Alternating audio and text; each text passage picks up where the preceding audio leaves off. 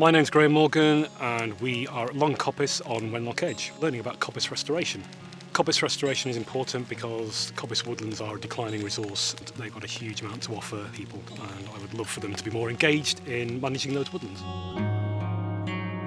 The more people that can experience the joy of coppicing, the more that coppice woodlands can be looked after, because they can give so much to people, they can give so much to wildlife, fundamentally part of, I think, what we need going forward into the future in terms of sustainability and connection to the land.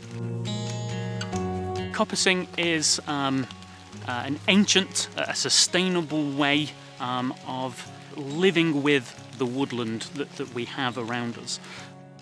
Coppicing is one of the ways, perhaps the most ancient way of creating a sustainable environment.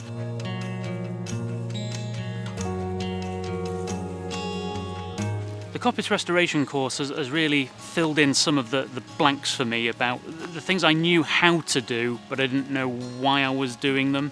And Graham's provided an amazing context for actually this whole thing, going back through the history of it, going back 6,000 years and more, even down to like soil types and what's under the soil and everything that affects the woodland that you walk through. And if only someone would kind of teach you how to see it and how to interact with it properly.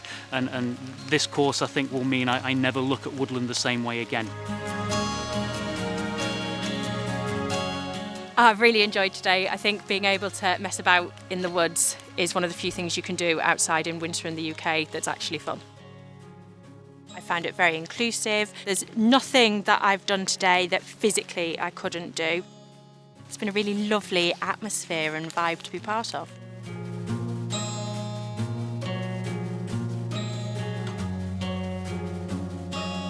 One of the things that I love the most about coppicing and has really got me into it is just how primitive the tools are.